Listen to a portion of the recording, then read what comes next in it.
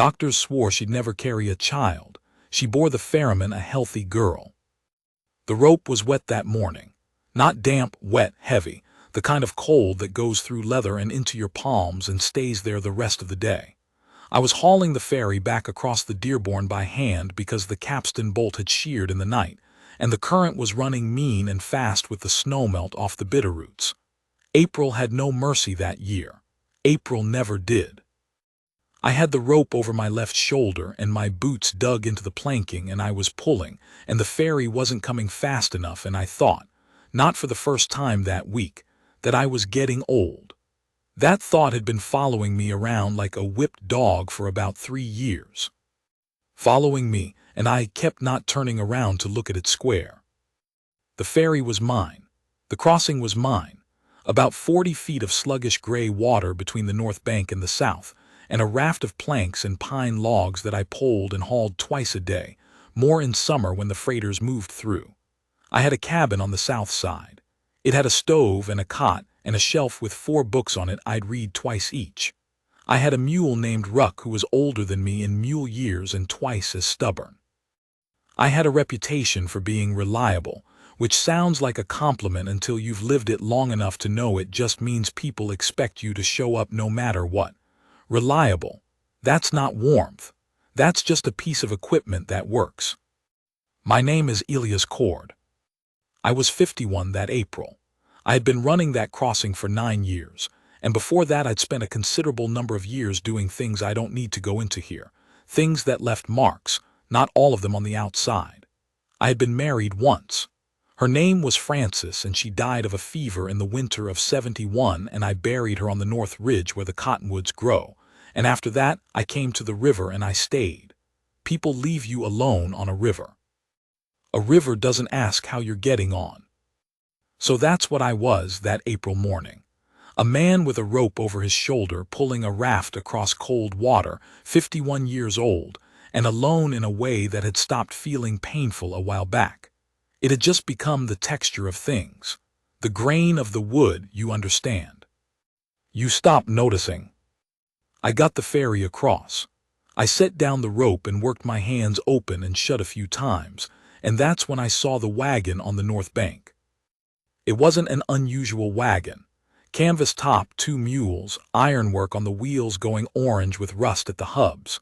What was unusual was the woman sitting up on the box alone, and the way she was sitting straight-backed, reins loose in her hands, watching me with an expression that was not impatience and not anxiety, just attention, like she was deciding something. She drove the wagon onto the ferry without waiting for me to wave her on, which most people did, and she stopped the mules with one word, quiet, and climbed down from the box without asking for a hand. She was maybe 40, brown hair going gray at the temples. A face that had spent time in weather. She had on a gray coat that had been good once, and her boots were worn at the outside, edge the way boots get when the person wearing them walks a lot and walks deliberate. She said, "You're the Ferryman." I said I was. Elias Cord. I allowed that I was. "I'm looking to settle on the south side," she said.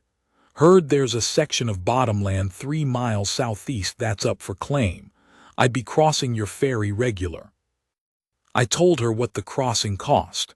She nodded and took the coins from her coat pocket and counted them into my hand without looking down.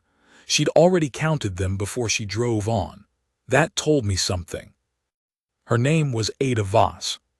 She'd come from Billings by way of a dozen places in between, or so I pieced together over the following weeks, as she did cross regular 2, 3 times a week, coming and going with lumber and seed and wire, and once a windowpane wrapped in burlap that she rode the whole crossing with one hand pressed flat against, steadying it.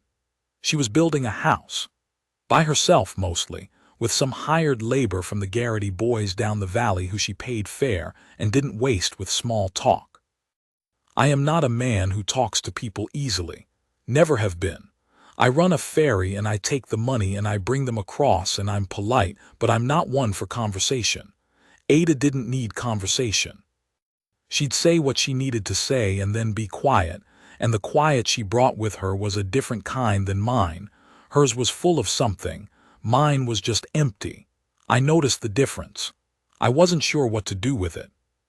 What I started doing, without deciding to, was watching for her wagon. I'd hear the mules on the North Bank Road and I'd know before I looked. I'd have the ferry ready. There was an evening in May. We'd had a good 2 weeks of warm and the river was down to a manageable run. She came across late, last crossing of the day, and as I was tying off she looked at my hands. My right hand, specifically.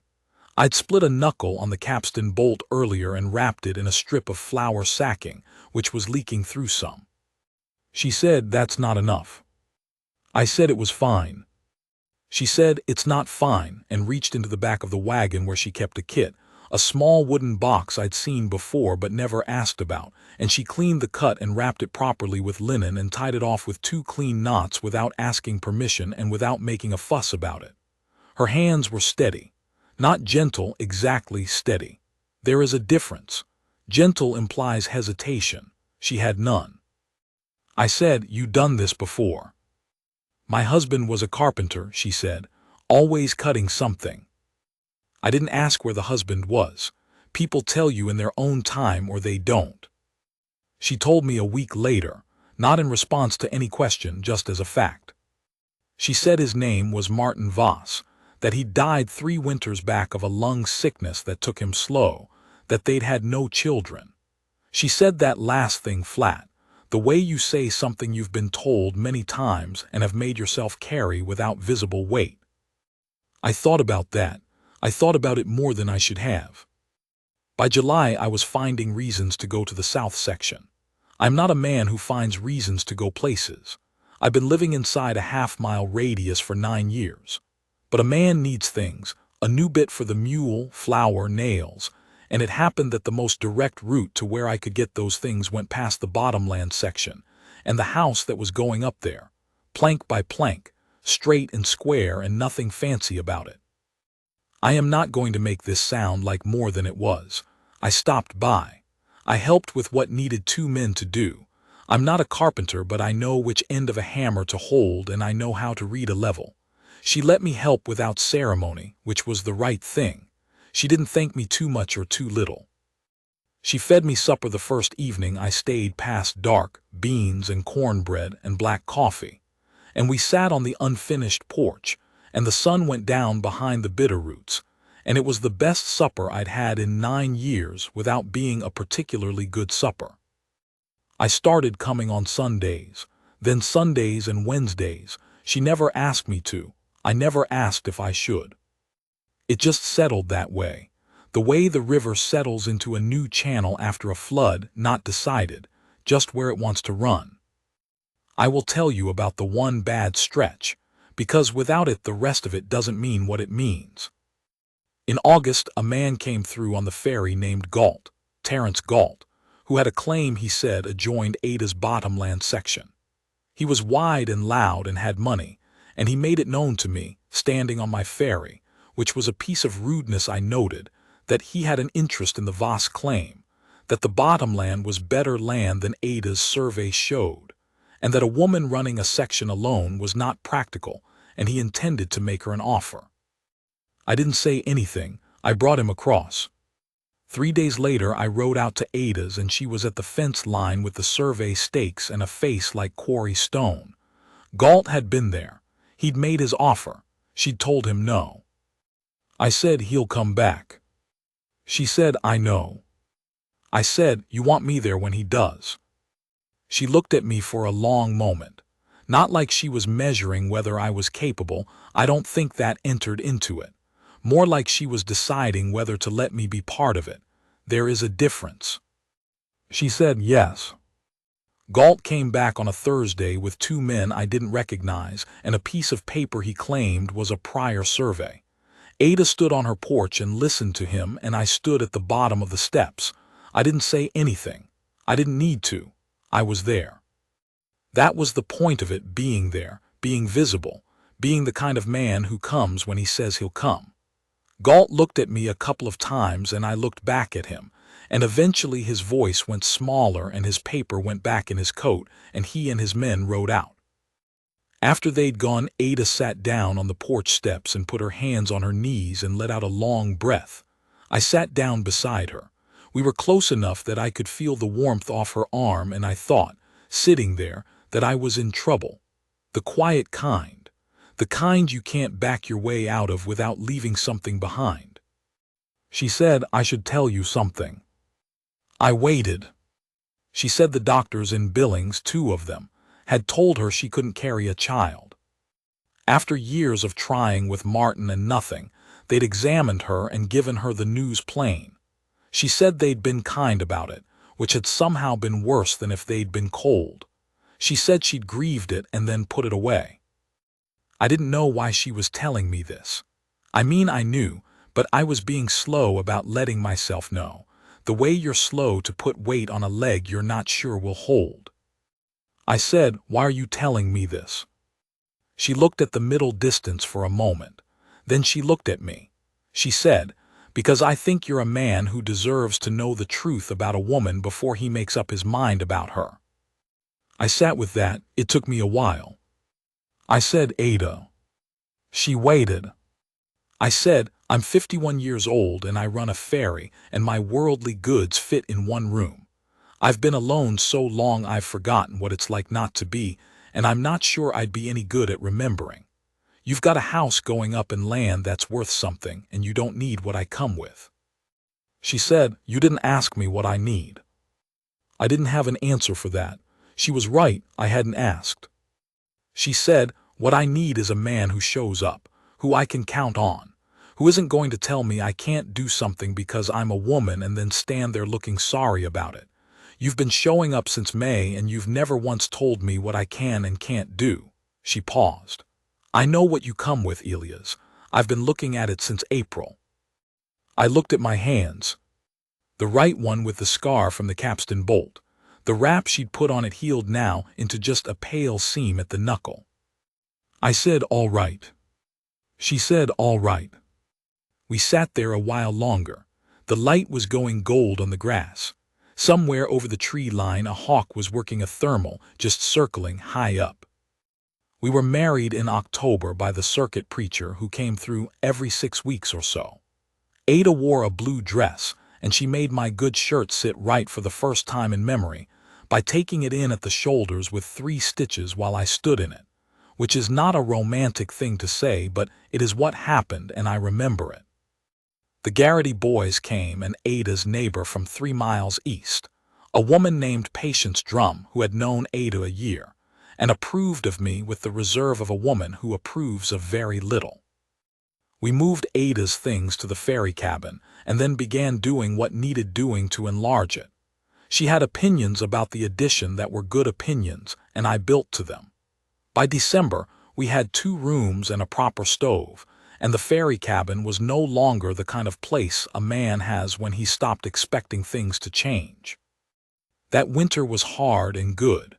Hard because winters on the Dearborn are not gentle, and good because I had stopped being alone in the particular way I'd been alone. There is a difference between solitude and that. I'd forgotten what the difference was. She reminded me without making it a lesson. In the spring, she told me she thought she might be expecting. She said it matter of fact, the way she said most things, but her hands were in her apron pockets the way they got when she was keeping herself steady. I said, "The doctors." She said, "I know what the doctors said." I got her to the settlement, to the woman there who had some medical training, and she confirmed it. Ada was 2 months along. The woman, her name was Ruth Cahill, and she was thorough and plain-spoken, and I liked her, said she'd seen it before. Women told they couldn't, and then they did, and that Ada was healthy, and she saw no reason it couldn't go well if Ada didn't overdo. Ada's version of not overdoing was other people's version of a full day's work, but she let me take on more of the heavy going, and she didn't argue when I said she shouldn't be moving fencing alone. That was a concession. From Ada, that was considerable. The summer she carried was the summer I understood what it was to be needed in a way that has weight to it. Not needed the way a ferry is needed, needed the way a man is needed. There's a difference there too. A ferry is a tool. A man is something else. She needed me to be solid, and I was solid. She needed me to be there in the night when she couldn't sleep, and I was there. She didn't ask me to be soft about it, and I wasn't, and that was right for both of us. The Garrity boys started calling me by my first name that summer. Before that it had always been Cord, the way you call the man you hire. First name means something in a valley. It means you've become part of the place. The baby came in November. First hard freeze of the year, ice on the water bucket in the morning, the bitter roots gone white. Ruth Cahill rode out and stayed 2 days. I kept the stove fed and stayed out of the way and sat on the porch most of that second night wrapped in a blanket and listening to the river. The Dearborn doesn't make a peaceful sound. It's a working sound. It's always working. I'd spent 9 years listening to it and never thought about it one way or the other. That night it seemed like company. Ruth came out before first light and told me to come in. The baby was very small. She had her eyes shut and her fists up near her face, and she made a sound that I will not try to describe because any word I put on it will be wrong. I stood at the edge of the bed, and Ada looked up at me, and she was tired in a deep way, but her eyes were clear, and she said, "Come here." I sat on the edge of the bed, and Ada put the baby in my arms. I had not held an infant since I was young enough that I can barely call up the memory. She fit along my forearm with room. She weighed almost nothing. She had Ada's mouth already, the set of it. Ada watched me hold her. She didn't say anything for a while. Then she said, "I told you the doctors were wrong." I looked at her. She was not smiling exactly. It was something quieter than a smile. Her hand came over and covered mine where I was holding the baby, not taking the baby, just covering my hand, and she kept it there. I said, "I know."